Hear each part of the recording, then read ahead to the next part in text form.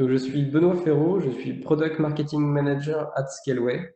Donc, je m'occupe principalement du marketing des activités de colocation. Donc, c'est une activité que je présenterai par la suite. Plus largement, j'accompagne aujourd'hui les commerciaux de Scaleway sur les grands clients et également les partenaires distributeurs. Voilà. Donc, je vais commencer. Comme l'a dit Marion, on va avoir une petite présentation de Scaleway, de nos activités, des produits et services qui en découlent. Si vous avez des questions, n'hésitez pas à les poser à la fin de la présentation. Donc, juste pour vous présenter rapidement Scaleway. Donc, Scaleway, on est la filiale cloud du groupe Iliad. Donc, Iliad, vous connaissez sûrement, c'est Iliad Free. Donc, c'est le groupe qui a été créé par Xavier Niel dans la fin des années 90. Et nous, originellement, on était une structure qui s'appelait Online, que vous connaissez sûrement, qui a été créée en 99. Donc, on est une société qui existe depuis cette période. On a pas mal grandi depuis. Aujourd'hui, on est à plus de 250 collaborateurs. On a connu une phase d'hypercroissance sur ces 3 dernières années, où on est passé de 80 à 200, plus de 250 collaborateurs aujourd'hui. C'est principalement dû à la croissance d'une de nos activités que je présenterai par la suite. Aujourd'hui, au total, on a 5 data centers. On est en train d'en ouvrir un sixième sur la région de Varsovie qui devrait arriver prochainement. Une des particularités de Scaleway, c'est qu'on a 4 data centers en propre. C'est-à-dire que c'est nous qui maintenons, qui avons construit, qui maintenons et qui gérons au jour le jour cette activité de data center. Donc c'est assez rare pour être noté. Nous sommes une structure qui a totalement intégré son activité de valeur. Aujourd'hui, on a plus de 60% de nos clients sur le cloud qui sont internationaux. Et pour vous donner une idée de notre capacité, aujourd'hui, on a plus de 130 000 serveurs en production sur l'ensemble de nos data centers. Donc, si je vous présente Scaleway, on se distingue au travers de trois marques, donc trois activités différentes, distinctes.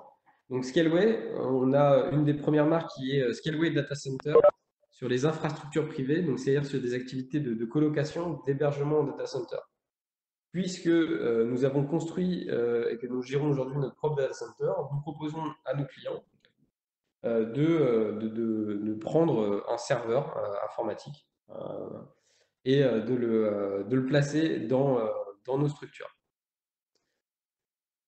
Une deuxième activité, c'est là où peut-être on est le plus connu, c'est sur cette activité de serveur dédié, qui est représentée par la marque Online by Scaleway.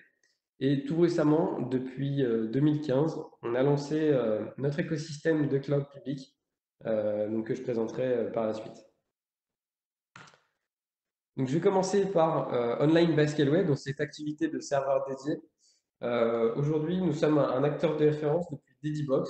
Dedibox, qui était une structure qui a été créée en 2005. Ça fait 15 ans à peu près qu'on fait du serveur dédié. Donc, c'est un marché aujourd'hui que l'on sait adresser, qui est extrêmement mature. Et donc, le fait d'avoir un historique très fort sur ce segment de marché nous donne une position très confortable sur le marché français. Donc nous, serveurs dédiés, on a 4 gammes différentes pour adresser à peu près tous les besoins de vos projets, et cela se traduit par plus de 150 références de serveurs. C'est-à-dire que c'est une partie assez industrialisée. On a créé un site web sur lequel vous pouvez commander directement un serveur dédié en ligne avec, comme je le disais, plus de 150 références de serveurs. Donc en fonction de la typologie de vos projets, on a sûrement le serveur qui est adapté. On mène pas mal d'études avec nos clients pour savoir quelles sont les références les plus intéressantes et être sûr d'avoir toujours du stock pour être sûr d'accélérer toujours le time to market de leur projet. Une des particularités d'Online by Scaleway, c'est qu'on utilise des serveurs constructeurs. C'est-à-dire qu'on utilise des serveurs par exemple de Dell ou de QCT. L'intérêt, c'est de profiter de la fiabilité de ces constructeurs, de leur support, de leur assurance qualité pour proposer des serveurs de marque et surtout tolérants à la panne. C'est-à-dire qu'aujourd'hui, on ne s'embête pas à fabriquer nos propres serveurs, on préfère se reposer sur des partenaires constructeurs pour pouvoir proposer un produit toujours plus qualitatif. L'avantage de proposer des serveurs constructeurs, c'est qu'on profite de certaines certifications, et notamment de la certification VMware Ready. C'est-à-dire que pour certains de nos serveurs dédiés, vous avez juste à sélectionner la référence qui sera certifiée VMware Ready, et donc être sûr que lorsque vous installez votre hyperviseur dessus, il sera entièrement compatible. En ce qui concerne les références, donc je vous le disais, on a 4 gammes de serveurs dédiés, donc avec une distinction assez simple qui va du plus petit jusqu'au plus grand en termes de performance. On a la gamme Start, Pro, Core et Store. Sur la gamme Start, on se positionne ici sur des performances, un ratio qualité-prix extrêmement avantageux sur le marché. Le cas d'usage le plus adapté pour cette gamme sont les hébergements de sites web à faible trafic. Je dirais plus généralement, le cas d'usage, c'est lorsque vous avez une application qui est assez peu demandeuse en ressources, vous pouvez vous diriger vers cette gamme Start. Ou alors lorsque vous avez une logique de coût et que vous devez chercher forcément des serveurs bon marché. La gamme Pro, qui généralement sera le plus adapté à tout ce que tout ce que vous rencontrerez chez vos clients, donc qui est construit pour proposer un bon équilibre entre un processeur, la mémoire et du stockage, ce qui fait que ce sont des serveurs versatiles qui sont à peu près adaptés pour 80% des cas d'usage. Donc c'est un usage vraiment de production, voire de certaines bases de données. Ensuite, on se dirige vers notre gamme très haut de gamme, donc qui est la gamme Core. Là, on a des performances très élevées. On retrouve généralement une architecture biprocesseur sur ce type de serveur. Donc, ça permet de proposer des références qui vont être adaptées pour des usages très intensifs. Et je pense notamment à la virtualisation qui a besoin de ressources CPU et mémoire très importantes. Là, on sera parfaitement dans ce cas d'usage. Et enfin, la dernière gamme Store, donc là qui est une gamme un peu à part, qui va recouvrir un peu comment dire, toutes les configurations en termes de mémoire et de processeur, mais ça se distingue par le stockage qui sera retrouvé sur ces différents serveurs. Donc là, le besoin, c'est principalement sur des besoins de sauvegarde, voire de base de données très importantes, euh, ou de stockage de données clients. En termes de services, ce qu'on peut proposer, donc on a bien sûr un support technique avec des garanties de SLA qui sont assez importantes afin de pouvoir garantir cet usage en production. Mais on offre aussi des services supplémentaires pour on va dire, augmenter le champ des possibles pour votre serveur dédié. Donc en l'occurrence, en termes de sécurité, on va proposer une protection DDoS avancée qui permettra d'aller un petit peu plus loin que ce qu'on propose de base. Ensuite, on offre des possibilités de personnalisation, donc de pouvoir ajuster le type de stockage en fonction de besoins. Si vous avez besoin de changer tel ou tel disque sur une configuration, on peut le faire. On a industrialisé pas mal de choses, mais on a aussi laissé la porte ouverte à de la personnalisation pour pouvoir toujours s'ajuster au plus près de votre projet. Et enfin, en termes de réseau, on offre par défaut la possibilité de pouvoir créer des réseaux privés, mais avec une bande passante limitée. Et on offre la possibilité de pouvoir monter sur un réseau privé interne jusqu'à 10 gigabits par seconde, donc ce qui permet de pouvoir garantir certains usages assez importants. Si je devais conclure sur cette partie pour les avantages d'un serveur dédié avec Online by Scaleway, on peut le résumer en 3 points. C'est que premièrement, vous n'avez pas d'investissement de matériel. C'est-à-dire que c'est nous qui avons acheté le matériel et on le fournit en location. Donc on change un petit peu de paradigme. On sélectionne et on choisit ce matériel pour vous. L'avantage, c'est que vous transformez cette dépense d'investissement en dépense de fonctionnement. Donc, on est sur un paradigme totalement différent, mais qui a l'avantage de pouvoir être prévisible. C'est-à-dire que vous avez une facturation au mois, tous les mois, vous savez combien vous allez être facturé. Le deuxième avantage, c'est que comme vous n'investissez pas sur du matériel, vous pouvez changer de modèle de serveur en quelques minutes. Si demain les besoins de votre client changent ou les besoins de votre client augmentent, vous avez juste à sélectionner un nouveau serveur sur le site et faire une procédure de migration. Donc ça accélère un petit peu ce modèle-là. Deuxièmement, c'est que vous pouvez vraiment vous concentrer sur votre valeur ajoutée. Avec ce modèle, on assure la maintenance, le remplacement des pièces. Et donc, ça veut dire que vous pouvez vous concentrer vraiment sur votre activité de service, c'est-à-dire proposer l'infogérance du serveur euh, et donc plus de valeur ajoutée à votre client. Vous perdez moins de temps sur des choses comme le remplacement des disques durs, le remplacement de l'alimentation électrique, mais vous gagnez du temps sur une vraie activité de service. Et finalement, pour conclure, donc c'est le large catalogue de références que l'on propose qui est absolument intéressant pour l'ensemble de vos projets, mais surtout, ça se facilite par un déploiement en 2 minutes. C'est-à-dire qu'aujourd'hui, si vous êtes sur une infrastructure on-premise, vous devez commander le serveur, vous le faire livrer, le déployer et l'installer. Aujourd'hui, en un simple clic, 2 minutes plus tard, vous avez votre serveur qui est prêt à l'emploi. Vous n'avez pas à vous soucier de son alimentation électrique, de où est-ce que je vais l'installer. Voilà, il est tout prêt, donc ça permet d'accélérer la livraison de vos projets. Donc ça, c'était notre activité de service sur les serveurs dédiés. Et depuis 2015, comme je vous le disais, on s'est lancé sur du cloud public. Donc là, on change de paradigme. Sur le serveur dédié, on est sur une facturation au mois. Vous louez des machines, tandis que sur du cloud public, on est sur un modèle différent. On est sur une facturation à l'heure et on va plutôt être sur de la machine virtuelle, même si on propose une activité de serveur dédié également sur le cloud. Qu'est-ce qui caractérise aujourd'hui du cloud? C'est son élasticité. C'est-à-dire qu'on va pouvoir provisionner, commander des ressources en fonction de ses besoins. Et ça, on pourra également l'automatiser grâce à différents outils qu'on pourra proposer. L'intérêt, c'est vraiment ça, c'est de s'ajuster au plus près de la demande du client. Donc, on a créé comment dire, ce cloud public et on l'a conçu comme un écosystème avec 5 éléments qui permettent de couvrir ces besoins de projet. Donc Compute, qui va regrouper tous les produits comment dire, de traitement. Et là-dedans, on retrouvera des instances. Donc ce sont des machines virtuelles que vous pouvez commander avec différentes gammes de machines virtuelles qui vont de l'instance de développement, donc qui seront adaptées pour tester des applications, jusqu'aux machines de production, qui sont appelées General Purpose.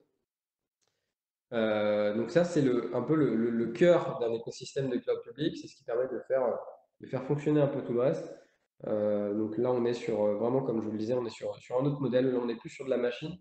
On est vraiment sur de la machine virtuelle que vous pouvez commander en quelques secondes. L'avantage de passer d'une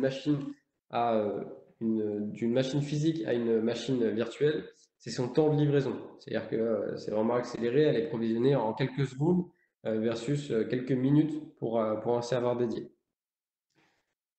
On va proposer aussi des serveurs bare metal. Donc là, ce sont des serveurs physiques mais facturés à l'heure. Là, pareil, c'est pour pouvoir s'adresser à une diversité de besoins. Et donc, l'intérêt, c'est de profiter de cette facturation à l'heure. Mettons que vous avez besoin de tester une configuration ou juste d'avoir un serveur physique pour une dizaine d'heures, vous le pouvez en commandant un bare metal cloud server directement via OBD. Ensuite, on va proposer des instances GPU. Donc là, ce sont des machines virtuelles avec une carte graphique qui sera directement connectée à cette machine virtuelle. L'intérêt, c'est de pouvoir doper certains projets qui ont besoin d'une grande puissance de calcul en parallèle. Euh, et donc ça, vous pouvez le faire grâce à ces instances GPU. Pour information, on offre le meilleur rapport qualité-prix pour ces instances GPU. Ensuite, on va monter vers des usages qui sont plus modernes, plus récents. Et on va proposer notamment notre Kubernetes Manager. Donc, Kubernetes, pour ceux qui ne le connaissent pas, c'est une application qui permet d'orchestrer en fait des containers sur lesquels on va pouvoir exécuter des microservices. Donc on est sur un paradigme différent, c'est-à-dire l'éclatement des ressources euh, depuis plusieurs containers sur plusieurs serveurs. L'intérêt, c'est de pouvoir proposer une meilleure disponibilité grâce à cette fonctionnalité. Et finalement, le dernier élément de cette brique compute est le serverless. Donc ça, c'est, on va dire, le niveau au-dessus. Là, on va juste vous proposer de pouvoir exécuter directement votre code sur nos architectures. Donc là, vous n'avez même pas à vous soucier de la livraison du serveur ou de la livraison d'une machine virtuelle, de gérer le système d'exploitation qui sera installé sur cette machine virtuelle ou ce serveur physique. Vous avez juste à envoyer votre code directement sur nos briques. Ensuite, sur cette brique de stockage, donc on va proposer un stockage objet qui pourra être utilisé pour héberger un peu tous les assets qui seront utilisés pour un site web, par exemple, ou pour des newsletters. Euh, et on va proposer ensuite des produits donc, de base de données et de block storage qui seront utilisés, par exemple, pour augmenter la capacité des machines virtuelles. Et enfin, on aura des briques réseau, donc avec notamment dans le futur, donc ça, c'est encore non disponible, mais dans le futur un VPC, c'est-à-dire une fonctionnalité de réseau privé sur les instances. Et pour préparer le futur, on a des projets en cours sur de l'intelligence artificielle et sur l'Internet des objets. Pour contrôler tout ça, on a créé des services et des outils qui sont à la fois pensés pour les développeurs, mais pensés pour être le plus simple d'utilisation, pour être le plus ergonomique possible. Donc on a créé une console qui s'appelle Steering, qui permet un petit peu de piloter toutes ces ressources très facilement, de pouvoir les commander très facilement, de pouvoir avoir une visu sur la consommation en temps réel de mon usage de ces différentes ressources. Et cette console-là a été pensée pour être la plus ergonomique possible. Deuxièmement, on a créé aussi tout un set d'outils pour les développeurs, ou en tout cas pour les équipes techniques, pour pouvoir gérer toutes ces ressources.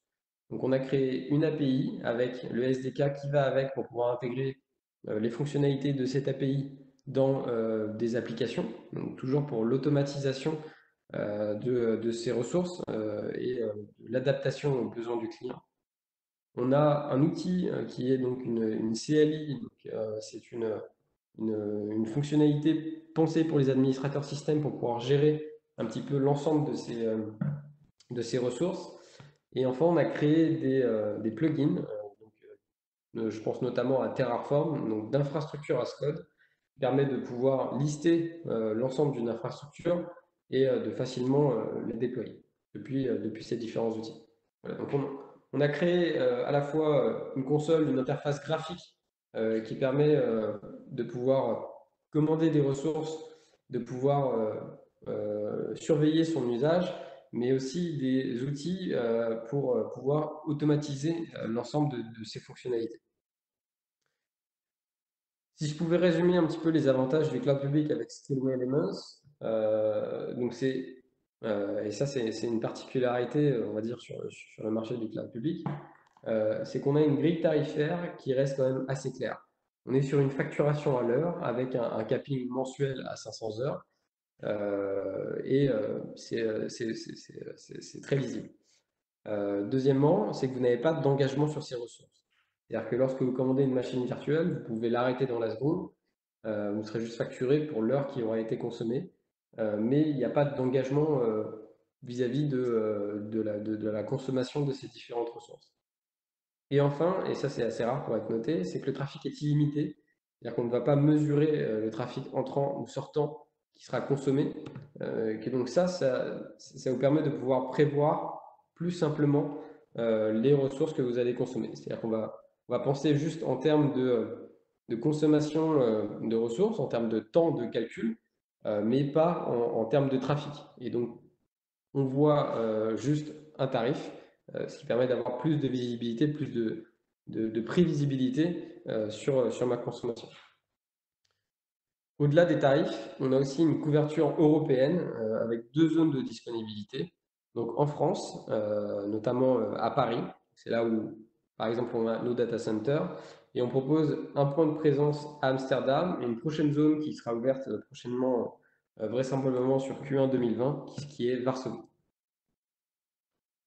Voilà, donc ça c'était pour cette partie de cloud public qui existe depuis 2015. Je vais finir sur la dernière partie, donc, qui sont notre dernier métier, qui sont les infrastructures privées. Et là, c'est un métier sur lequel on est présent depuis 20 ans. Donc on est très fiers de nos data centers que je vais présenter. Donc on en a 4 aujourd'hui. Ça, c'est toujours assez impressionnant par les chiffres. Ce sont de véritables fermes de serveurs, donc c'est très industrialisé. On est très content aujourd'hui d'avoir ces data centers et ça nous permet surtout de proposer une base solide pour le reste de nos activités, donc notamment le serveur dédié et le cloud public. Comme une société qui aurait intégré l'ensemble de la chaîne de valeur, nous, on a fait le choix de construire et de gérer nous-mêmes nos data centers, ce qui nous permet de pouvoir profiter de ce que l'on va apprendre sur ces différents métiers pour améliorer un petit peu la qualité de ce qu'on fera sur les autres. Donc sur ces data centers, aujourd'hui on en a 4, donc 2 qui sont basés à Vitry-sur-Seine, un qui est situé en plein milieu de Paris, donc dans le 15e arrondissement. Il a la particularité d'être un ancien bunker anti-atomique. Celui-ci est réservé pour des projets critiques, et je pense notamment à des projets gouvernementaux. Et finalement, on a construit un dernier data center à Saint-Ouen-l'Aumône, qui est nommé DC5. Celui-ci est pensé pour les projets à très grande échelle. Il est assez impressionnant par sa taille et son ambition. Et bien sûr, on a fait passer différentes certifications à ces data centers pour pouvoir toujours s'adapter aux besoins des clients. Donc notamment la certification ISO 50001 sur le management de l'énergie, ISO 27001 en termes de sécurité et système d'information. Et on a un de nos data centers donc, qui est DC3, qui est un des rares data centers en France. Je crois que si mes souvenirs sont bons, il y en a seulement 3 qui sont certifiés Tier 3. Donc Tier 3, c'est un niveau de certification qui est assez exigeant, qui est délivré par l'Uptime Institute et qui nous permet de pouvoir démontrer un petit peu la solidité de nos infrastructures. Et également, on a fait passer, on est en cours d'obtention des certifications HDS. Aujourd'hui, on est agrémenté hébergeur de données de santé, donc on est HADS. Donc ça, c'était pour nos data centers qui sont toujours assez impressionnants par les tailles et les chiffres. En termes de prestations qu'on peut proposer, on va retrouver du plus petit jusqu'au plus grand, donc de la demi-baie jusqu'à une salle privée dans nos data centers. Et l'avantage de ces solutions d'hébergement, c'est que vous pouvez profiter de notre catalogue de références de serveurs dédiés pour vos besoins. Donc l'intérêt, c'est d'avoir une offre flexible. C'est pas juste de l'espace en data center, c'est que avec Scaleway Data Center, vous avez un accompagnement sur mesure avec des chefs de projet dédiés qui vont suivre votre projet de bout en bout. En ce qui concerne la connectivité, donc là, on est partenaire avec la plupart des grands opérateurs télécoms. Donc je pense notamment à Level 3 par exemple ou Cogent pour pouvoir assurer la connectivité de vos infrastructures qui seront hébergées dans nos data centers. Si je devais résumer nos points d'excellence sur cette partie data center, c'est en termes de connectivité. Donc, on a plus de 26 opérateurs réseau qui nous sont proposés.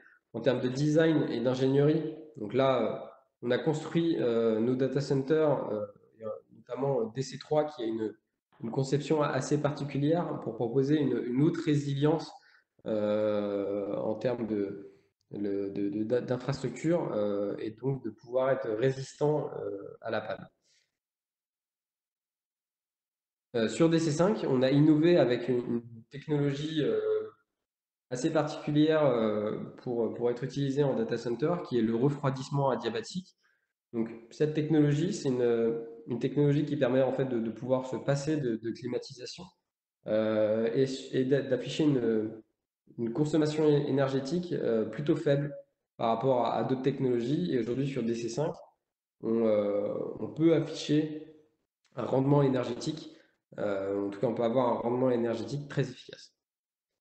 On va proposer bien sûr aussi des services en data center, donc avec un support 24/7 et des gestes de proximité, par exemple pour assurer le remplacement d'un disque dur, faire certaines opérations.